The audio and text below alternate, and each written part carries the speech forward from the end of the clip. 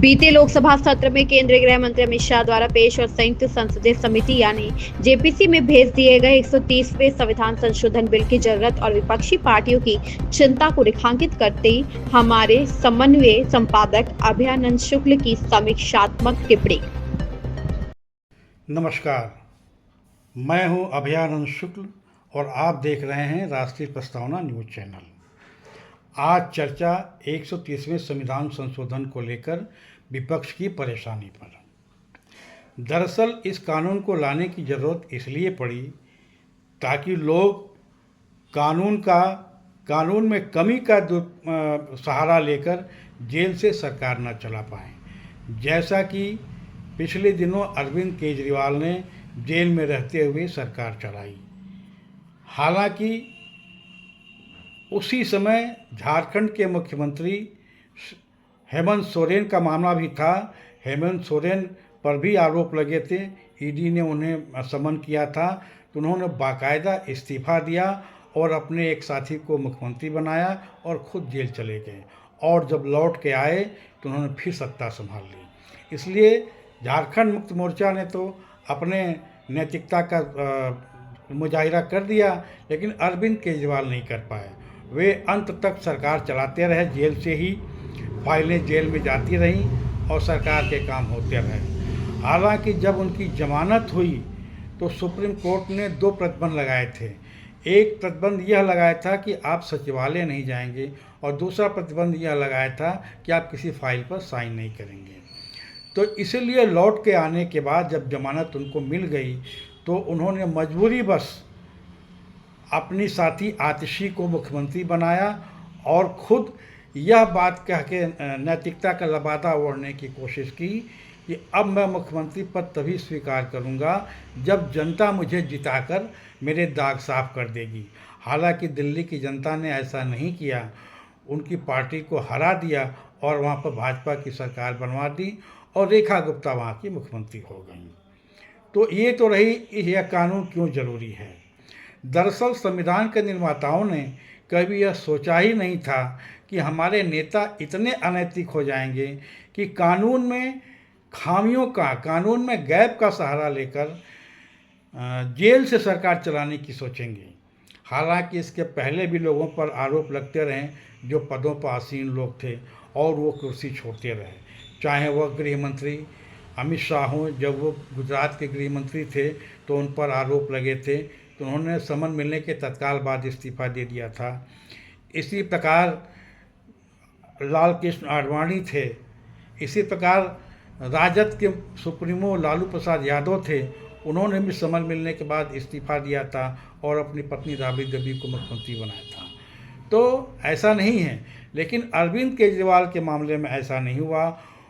उनसे जब नैतिकता की बात की जाती थी तो वे कहते थे कि कानून में ऐसा कोई प्राविधान नहीं है कि जेल से रह के सरकार नहीं चलाई जा सकती, और हम जेल में रह के सरकार चलाना बताएंगे कैसे सरकार चलाई जाती है। दरअसल इस मामले में विपक्ष को दिक्कत यह है कि वो अपने कुकृत्यों से भयाक्रांत हैं। पहले उन्होंने ऐसे ऐसे कांड किए हैं कि उनको लगता है कि अगर यह कानून लागू हो गया तो हमारी जो कुर्सी है वो तत्काल चली जाएगी, क्योंकि ईडी और सीबीआई के मामलों में जमानत जल्दी नहीं होती है और सुप्रीम कोर्ट भी ऐसे मामलों में जल्दी कार्रवाई नहीं करता है। लेकिन सत्ता पक्ष का यह कहना है, गृह मंत्री अमित शाह का कहना है, यह कानून बन जाने के बाद सुप्रीम कोर्ट भी इस मामले में त्वरित कार्रवाई करते हुए जमानत के मामलों में तत्काल फैसला करेगी, इसलिए इसके दुरुपयोग की गुंजाइश नहीं है।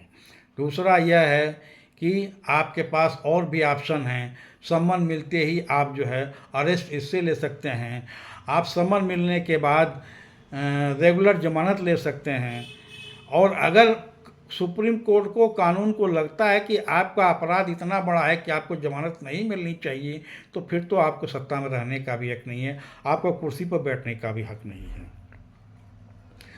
तो विपक्ष जहां इसे यह साबित करने में लगा हुआ है कि यह सत्ता के और कानून के दुरुपयोग का मामला होगा, वहीं सत्ता पक्ष इसे राजनीतिक स्वच्छता के लिए जरूरी समझ रहा है। उसका साफ साफ कहना है कि अगर अरविंद केजरीवाल ने हठधर्मी नहीं दिखाई होती और जेल में रहकर सरकार चलाने की कोशिश न की होती तो शायद इसकी नौबत नहीं आती, क्योंकि इसके पहले ऐसा कोई उदाहरण नहीं मिला कि किसी ने जेल से सरकार चलाई हो। हाँ, ये जरूर है कि कुछ राज्यों के दक्षिण तमिलनाडु के एक मंत्री जो काफ़ी दिनों तक जेल में रहे और मंत्री पद पर बने रहे, लेकिन वहाँ के मुख्यमंत्री के साथ ऐसा कुछ नहीं था, इसलिए वहाँ मामला चल गया। लेकिन चूंकि दिल्ली की सरकार के मुख्यमंत्री ही जेल में थे, इसलिए यह एक नैतिकता का मामला आया और कामकाज में दिक्कत का मामला आया। और सुप्रीम कोर्ट ने भी इसमें हाथ डालने से इसलिए इनकार कर दिया, उसका कहना था कि भाई हमारे पास ऐसा कोई कानून नहीं है, हम किसी को इस्तीफा देने के लिए बाध्य कर सकते हैं। इसी के बाद से केंद्र सरकार ने, मोदी सरकार ने यह कानून लाने का फैसला किया। जब केंद्रीय कैबिनेट इस मामले पर चर्चा कर रही थी कि किसको किसको इसमें रखा जाए, तो कैबिनेट के सदस्यों ने कहा कि इसमें प्रधानमंत्री को न रखा जाए, लेकिन प्रधानमंत्री नरेंद्र मोदी ने कहा कि अगर केंद्रीय मंत्री इसमें है, मुख्यमंत्री इसमें है, राज्यों के मंत्री इसमें हैं, तो प्रधानमंत्री क्यों नहीं, इसमें प्रधानमंत्री को भी रहना चाहिए। और फिर प्रधानमंत्री की सलाह पर ही इस कानून के दायरे में प्रधानमंत्री को रखा गया। जब इस कानून को विधेयक को अमित शाह जी ने लोकसभा में पेश किया, विपक्ष ने हंगामा कर दिया। इतना हंगामा कर दिया कि अंत में अमित शाह जी ने इसको जेपीसी में डालने का प्रस्ताव कर दिया, जिसे सदन ने बहुमत से, सर्वसम्मत से मंजूर कर लिया। अब उसके बाद जेपीसी बननी है। जेपीसी बनने की जब नौबत आई तो वहाँ विपक्ष ने अड़ंगा फैलाया। विपक्ष के लोगों का शुरुआत में ये कहना था कि भाई हम इस जेपीसी में नहीं शामिल होंगे, लेकिन अब खबर ये मिल रही है कि इस जेपीसी में कांग्रेस अपने सदस्य भेजने को तैयार है। तो कांग्रेस तो आ जाएगी इसमें। अभी भी तृणमूल कांग्रेस, ममता बनर्जी की तृणमूल कांग्रेस, अखिलेश यादव की समाजवादी पार्टी, अरविंद केजरीवाल की आम आदमी पार्टी और तेजस्वी यादव की राष्ट्रीय जनता दल इसमें आने को तैयार नहीं है। कारण क्या है कि इन्हीं पार्टियों के सर्वाधिक लोग इसमें ज़्यादा दागी किस्म के हैं, ज़्यादा पुत्र किया इन लोगों ने। अब आप कांग्रेस की बात करें, कांग्रेस के चाहे वो राहुल गांधी हों, चाहे सोनिया गांधी हों और चाहे रॉबर्ट वाड्रा हों, ये तीनों के तीनों जमानत पर हैं और कभी भी इन पर जो है गिरफ्तारी की कार्रवाई हो सकती है। लेकिन उन्होंने दिलेरी दिखाई इस मामले में और वे जेपीसी में जाने को तैयार हैं। हालांकि वे इस कानून का विरोध करते हैं, लेकिन वे जेपीसी में जाने को तैयार हैं। कानून का विरोध असदुद्दीन ओवैसी भी कर रहे हैं, लेकिन वो उनका अपना मामला, चूँकि उनको विपक्ष के साथ राग में राग मिलाना है, उनको भाजपा के साथ नहीं जाना है, तो उनका मामला समझ में आता है। हालांकि उन पर भी आरोप है कि हैदराबाद में उन्होंने वक्फ की तमाम ज़मीनों पर कब्जा कर रखा, अवैध कब्जा कर रखा है, इसीलिए वो वक्फ कानून का विरोध भी करते हैं। अब बात करते हैं अखिलेश यादव की। उनके खिलाफ भी तमाम मामले चल रहे हैं, उनके खिलाफ भी तमाम घपले के आरोप हैं, वो भी इस दायरे में आ सकते हैं। ममता बनर्जी का आलम यह है कि उनके राज्य में इतने घोटाले हुए, इतने घपले हुए हैं कि भाजपा लगातार मामले उठाती रही है। तो उनको भय लगता है कि अगर यह कानून बन गया और ईडी सीबीआई को मौका मिला तो उनको लपेटे में ले लेगी और वो सारे अपराध, चाहे ममता बनर्जी हों, चाहे अरविंद केजरीवाल हों, चाहे अखिलेश यादव हों, इन सभी के अपराध 5 साल से ज़्यादा वाले हैं। इसलिए उनको तो इस बात का भय बना हुआ है, इसीलिए वे विरोध कर रहे हैं। लेकिन जानकारों का कहना है कि विपक्ष का डर, विपक्ष का भय बेवजह है।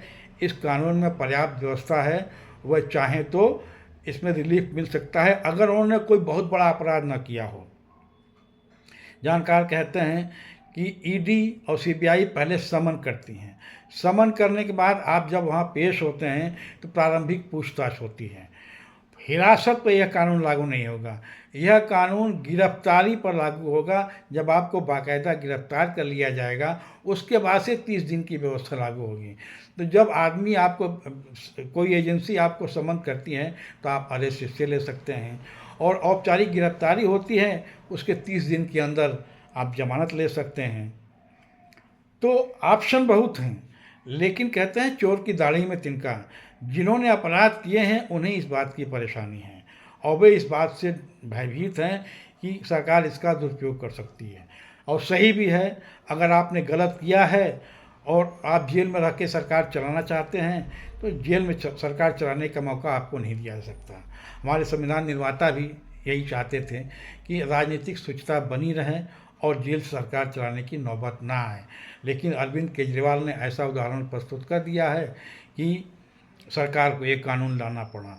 वैसे भी विपक्ष को शायद ये लगता है कि वो कभी भी सत्ता में आएंगे ही नहीं, भाजपा सत्ता से हटेगी ही नहीं, शायद यह भी डर है। अरे भाई, आज आप सत्ता में नहीं हैं, कल को जनता आपको प्रधानमंत्री बना सकती है, केंद्रीय मंत्री बना सकती है, तब आप भाजपा पे यह कानून लागू कीजिएगा।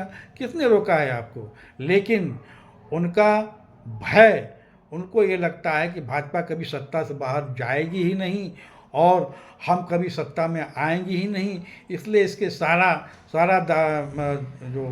वो है दिक्कत जो है हमें ही होगी। विपक्षी परेशानी का कारण यही है, लेकिन ऐसा नहीं है। अरे भाई, आप एक पार्टी चला रहे हैं, कोई घर की दुकान नहीं चला रहे हैं, लाला की दुकान नहीं है कि आप मर गए तो उसके बाद दिक्कत हो जाएगी। अरे आप मर गए तो आपका बेटा आएगा। पार्टी जब चलाते हैं आप तो सामूहिक नेतृत्व की बात होती है। अब अखिलेश यादव को भय है कि अगर वो जेल चले गए तो चाचा काबिज हो जाएंगे, भतीजे काबिज हो जाएंगे, तो ये उनका भय समझ में आता है। यही बात आरजेडी में भी है। आरजेडी में यह है कि लालू प्रसाद यादव ईश्वर करे वो शतायु हो, बहुत लंबी उम्र हो, लेकिन उनका स्वास्थ्य देखकर लगता नहीं कि बहुत दिन तक चलेंगे, तो अकेले नेता बचे। तेजस्वी यादव जेल चले जाएंगे तो पार्टी संभालने वाला कोई नहीं है, उनको किसी पर विश्वास नहीं है, तो उनका डर समझ में आता है। ममता बनर्जी को लगता है कि हम अगर नहीं रहेंगे तो पार्टी हमारे खिलाफ हो जाएगी, क्योंकि बीच बीच में खबरें आती रहती हैं कि उनके भतीजे अभिषेक बनर्जी अपनी अलग लाइन चला रहे हैं, पार्टी पर कब्जा करने की कोशिश कर रहे हैं, बीच में इस टाइप की खबरें आती रहती हैं। लेकिन इस मामले में दिलेर निकले झारखंड के मुख्यमंत्री हेमंत सोरेन। उन्होंने अपने साथी को मुख्यमंत्री बनाया और खुद जेल चले गए। और जेल में जाने के बाद हालांकि उनके जो साथी थे उन्होंने उनके साथ बगावत कर दी, वो भाजपा में चले गए, लेकिन पार्टी ने उनका साथ दिया और जब लौट के जेल से आए तो उनको बाकायदा मुख्यमंत्री का पद मिला और उसके बाद उन्होंने चुनाव जीता और फिर जीत कर आए, इसलिए उनको भी कोई दिक्कत नहीं है। दिक्कत कांग्रेस को है, लेकिन कांग्रेस इस मामले में दिलेरी दिखा रही है। वो कह रही है कि इसको बनने वाली जेपीसी में हम आने को तैयार हैं, लेकिन अभी भी आम आदमी party, Telugu Desam party, Samajwadi party और राष्ट्रीय जनता दल और असदुद्दीन ओवैसी जेपीसी में आने को तैयार नहीं है।